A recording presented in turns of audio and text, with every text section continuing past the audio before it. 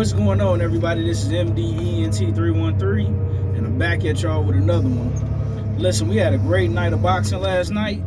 When you talking about the Richardson Hitchens, Liam Paro, you talking about the fight I'm about to talk about now, the Oscar Valdez versus Navarrete.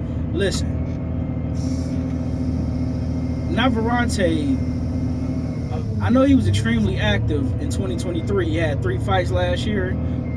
So coming into this fight, even though his performances was kind of spotty, he was extremely sharp. He was extremely accurate. Man, he was strong. He was big. He was strong.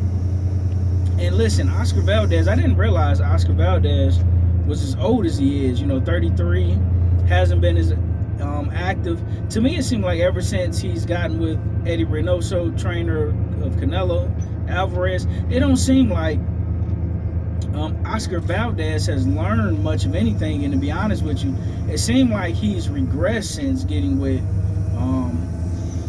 Eddie Reynoso.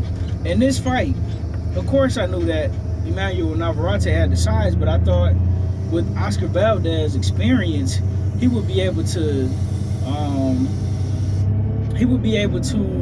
negate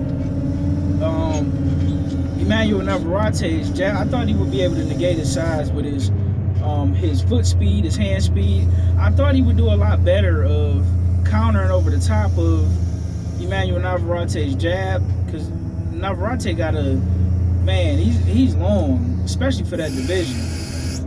And I thought Oscar Valdez would be smart enough to counter over the top, be able to fight in the pocket and work the body in spots, right?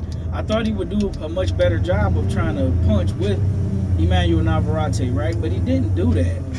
It seemed like every time Emanuel Navarrete hit Oscar Valdez, he was hurting him. And it's like, man, I know that dude is kind of big, but I don't remember him having that kind of punching power.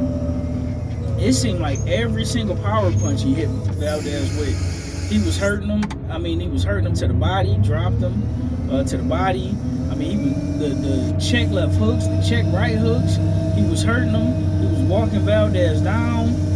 And listen, Oscar Valdez, he never really had the best defense, but I thought his defense would be good enough to counter Emanuel Navarrete. I thought he had enough punching power to get his respect, but it didn't seem like nothing that Oscar Valdez was hitting Emanuel Navarrete with was hurting him at all.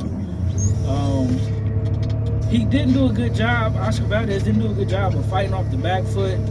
He wasn't working the combinations. He didn't really seem like he was really trying to work the body too much.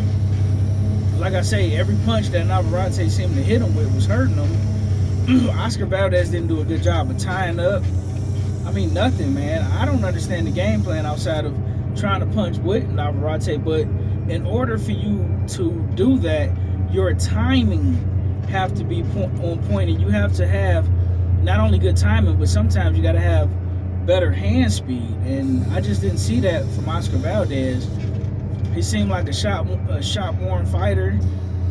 He's taking a lot of damage. I don't understand why the rematch even happened, but shout out to Oscar Valdez, man. He don't seem to be ducking anybody, but I thought he did better against, even though he got dominated by Shakur Stevenson, I thought he did better against Shakur Stevenson than he did against Emanuel Navarrete.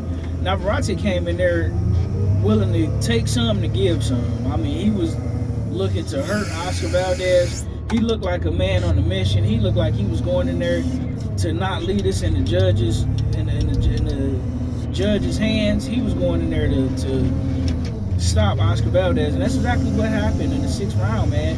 Congratulations to Emanuel Navarrete. This is his best performance in a while. And, they did a good job of keeping him active. And listen, if Emanuel Navarrete get in better shape and he work on his defense, man, he's gonna be a handful to deal with. That dude is strong, wiry, big, got a chin.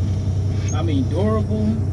And listen, he was throwing the combinations, even though he wasn't landing a lot of them. But when he would land, man, listen, he was throwing the 3s and 4s, and he was catching Oscar Valdez, and they're lacking on defense. And It's weird because I know Virgil Hunter. When you talking about Andre Ward, when you talking about trainers who built fighters pretty much from the ground up, it seems like they do extremely well with their fighters, but they don't do too well with helping out other fighters. You know, every once in a while you'll come across a Robert Garcia who know how to add some things to what you already do without trying to overhaul you as a fighter and without trying to rebuild you as a fighter. You know, once you get to a certain age, some of the things you do is coming out of habit. So all you can really do is make minor tweaks and minor adjustments. And you know, Oscar Valdez don't seem to be getting better. You know, it could be age, it could be lack of activity, whatever it is. It could be complacency, because I'm pretty sure he made some pretty good coins in boxing. So interested to see what's next for both guys, and congratulations to Emanuel Navarrete. Man, he was sharp as a Swiss Army knife in there, and I look forward to see what's next for both guys, man. Navarrete gonna be a problem. But let me know what you think in the comment section, guys. Like, share, and subscribe to the greatest sports show on YouTube. And with that being said, I'm out. Peace.